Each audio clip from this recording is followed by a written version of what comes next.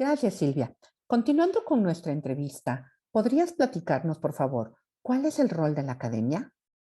Y creo que es muy importante mencionar la International Evaluation Academy, que hace poco se ha conformado, busca eso, o sea, ser una academia internacional de evaluación, pues se está enfocando en la dimensión académica, en la dimensión de scholars, todavía está en proceso de formación y organización, tiene a las y los más prestigiosos, no solo evaluadores y evaluadoras, sino a los pensadores y pensadoras sobre evaluación, que yo creo que es una categoría que puede estar cruzada con varias, pero creo que sí es interesante pensar en categorías que también hacen que podamos pensar y escribir sobre evaluación, no solamente participar en una BOPE, ¿no? Y aquí con Siad Musa me encanta cuando él se define como un, y bueno, tú también tienes una frase muy buena, Janet, como un evaluation enthusiast, ¿no? Entonces yo creo que habemos personas que estamos también en este campo, que antes no tenían, no es un campo sectorial, digamos, no es gobierno ni nada,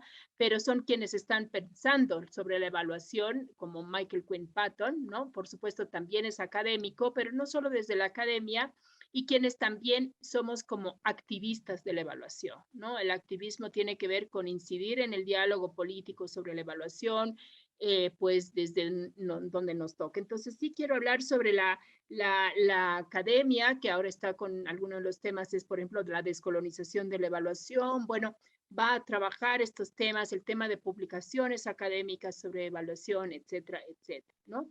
También está otro actor, Ideas o Ideas, ¿no? Ideas International, que es también es como una asociación de miembros que se postulan. Creo que Ideas ha hecho unas contribuciones súper relevantes en toda esta línea de pensamiento sobre la evaluación transformadora, ¿no?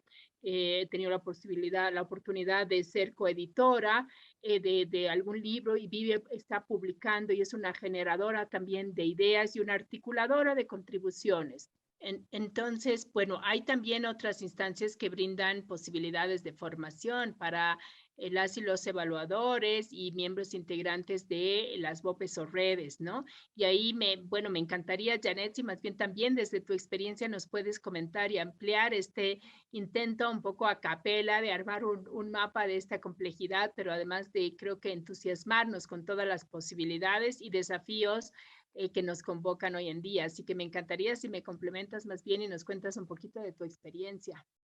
Muchas gracias, Silvia. Mira, una institución que no hemos mencionado es IPTEX, que es un programa internacional de capacitación en evaluación para el desarrollo, que ya lleva más de 18, 20 años operando.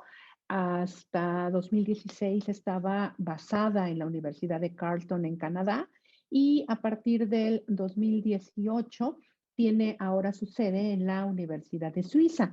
Este programa es un programa de alto desempeño, de alto rendimiento, en el cual a través de un curso base y talleres forman y desarrollan capacidades y competencias en evaluación. Los talleres son sobre temas relevantes, actuales, y este programa es accesible pues para todo el mundo, para todas y todos los evaluadores. Ellos también tienen un programa de becas con el cual las personas pueden inscribirse y participar.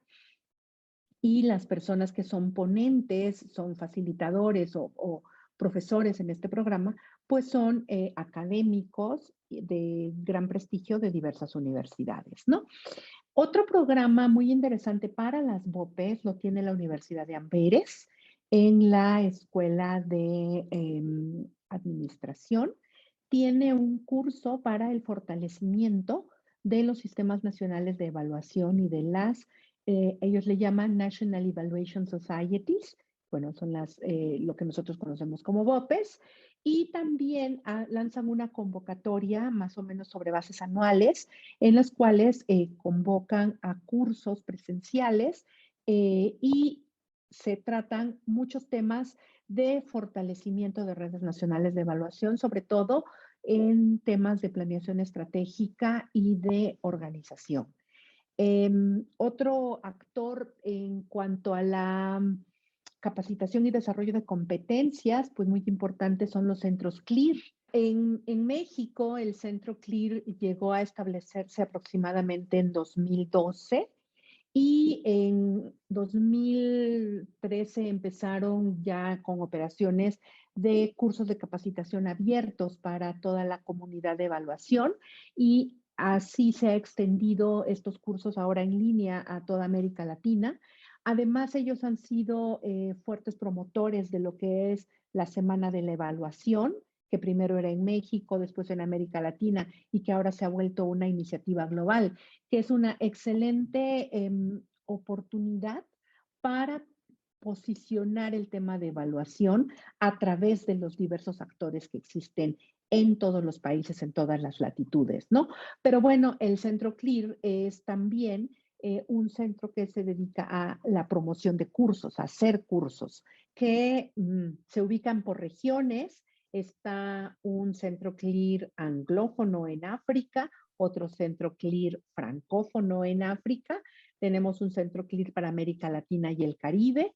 Tenemos un centro CLEAR para África y Brasil de la lengua portuguesa. Además, existe otro centro CLEAR en Asia del Este y otro centro CLEAR que atiende a la región de Sudasia.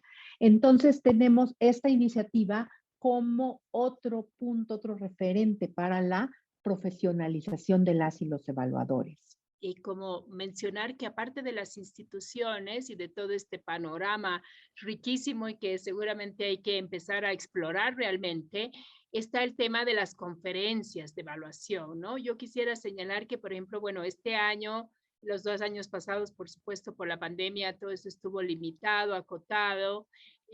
No es que dejó de haber, pero este año, por ejemplo, vuelven a surgir las conferencias, ya sea presenciales o híbridas, ¿no?